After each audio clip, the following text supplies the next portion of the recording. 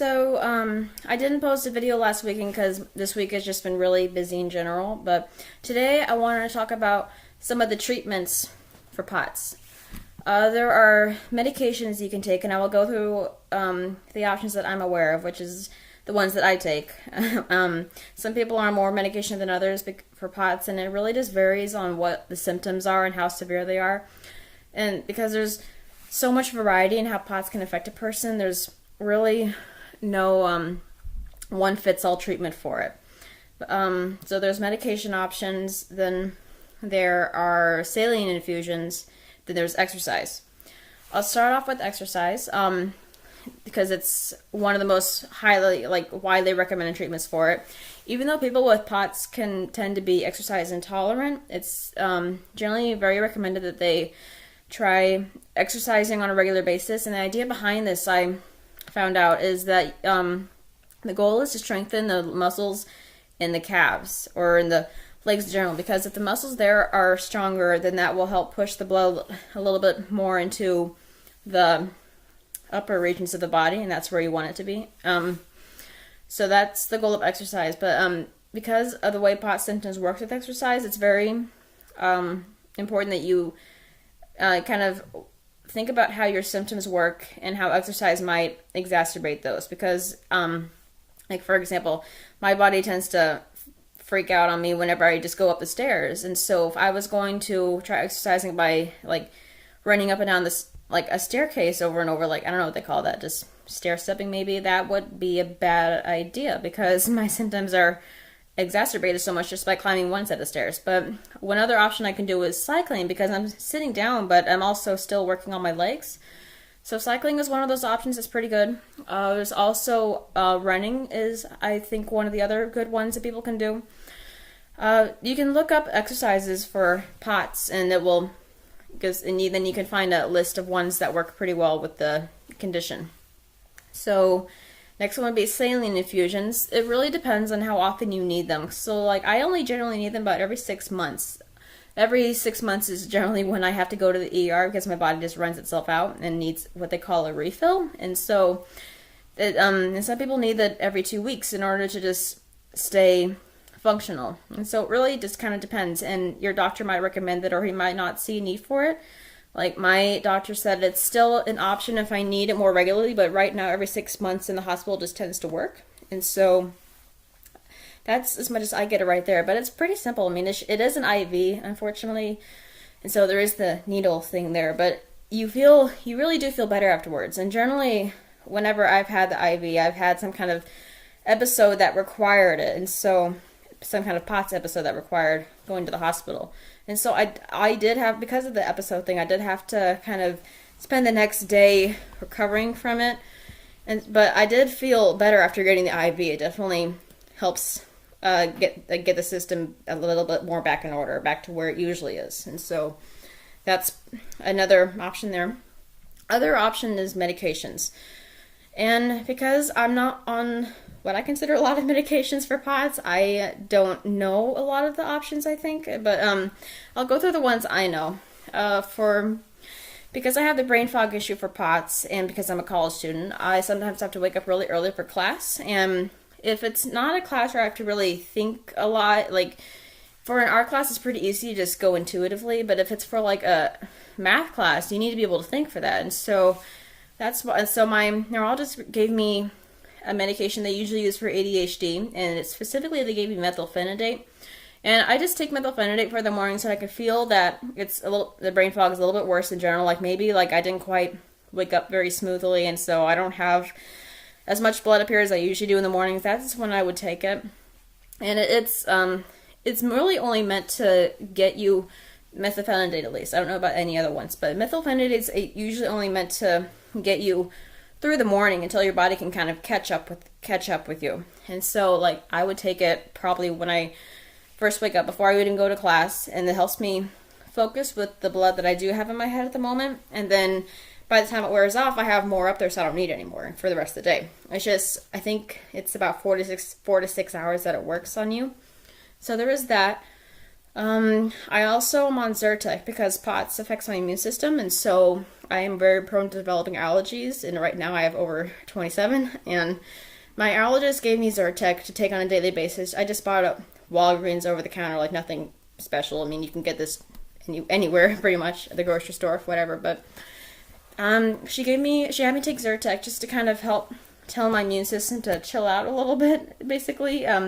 I'm less likely to develop new allergies while I take this every single day, and it has the added bonus of taking away any allergy symptoms. And so if I just take that one tiny little Zyrtec pill, I don't have any like sneezing or watering eyes or any of that stuff for the entire day. And I take it at night because I don't see as much effectiveness in the morning if I take it for some reason. So I need it to work during the day. So I found taking it at night works best.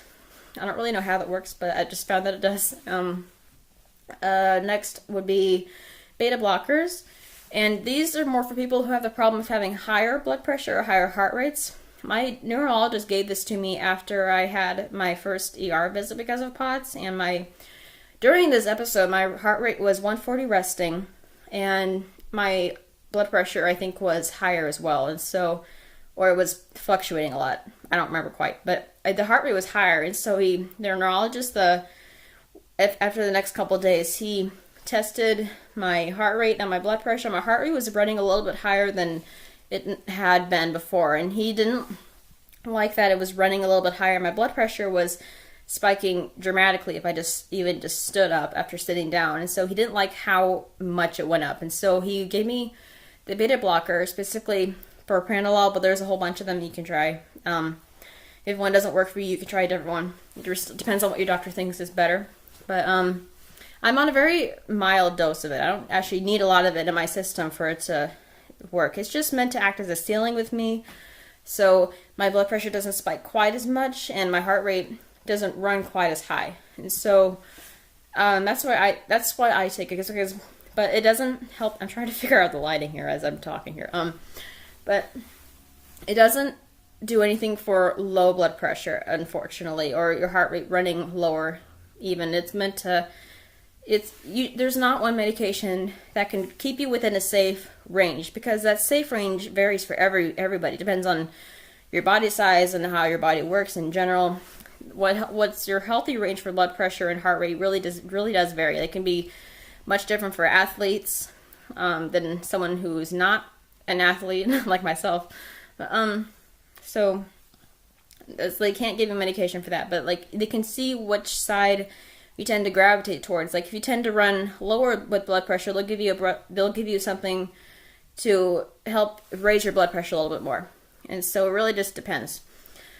You can also take salt pills, and that's still a maybe for me as well.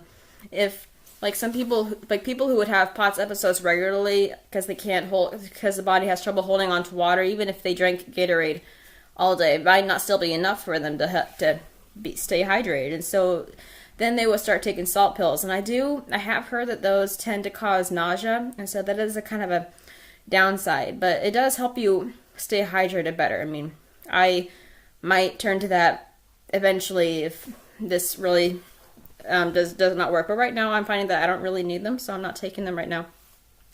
The other medication option that there's two of them. People with POTS tend to have sleeping issues, and so this is due to the circulation changes.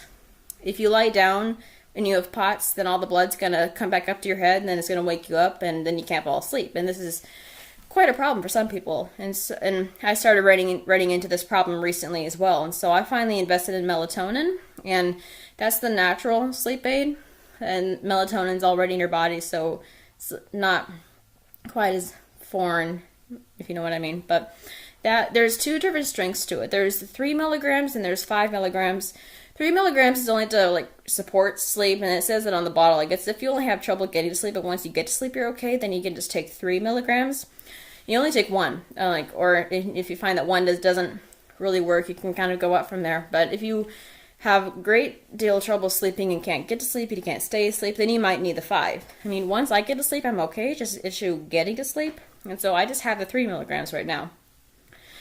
Then there's also the regular sleep medications, but this is generally a better option to try first and see if that works. And if it doesn't, then ask the doctor what they can prescribe you. And then the other medication option is for women with POTS who have the lower blood volume. And because they have a lower blood volume, their symptoms with POTS might get considerably worse every time they menstruate. And if their symptoms are already difficult to deal with, it can be unbearable during that time of the month, because you need all the blood in your body that you have if you have low blood volume, because you really don't have enough. You have just enough. And so if you donate blood, that would be a bad idea if you have this issue, because you need all the blood in your body. And it doesn't help if you menstruate every single month, and that just makes it worse. And so I had this problem, and it got to the point where I would just dread it coming every month, because it made my symptoms so much worse. And it was already difficult to accommodate sometimes on a regular day, but add this to it, it's just no way that's going to work. And so my doctor finally gave me a mild birth control, and this is the only reason I take it is because of POTS. I wouldn't if I didn't have POTS, but it just tones it down enough to where my symptoms don't go into overdrive just because this is happening. And the one I'm on the name has changed since I got on it, but Mononessa is that one. You can kind of ask around on different POTS communities online and see what other people take. There's a few different options that work for people, but I found it's helped quite a bit. And so there's that too. If you have noticed that pattern, I don't know why it's happening, that might be why. It might be a good idea to ask your doctor to give you a birth control to make it a little bit easier on you. And so that's all the treatments that I know of. If you know of more that I didn't mention, you can just leave them down below in the comments, because I'm sure there's some treatments for POTS that I didn't mention because I'm not on them and my doctor hasn't mentioned them because he doesn't see the need to for me, but it might help do some other people some good if you mention it. So I think that's it for now. So I will see you next weekend. Bye.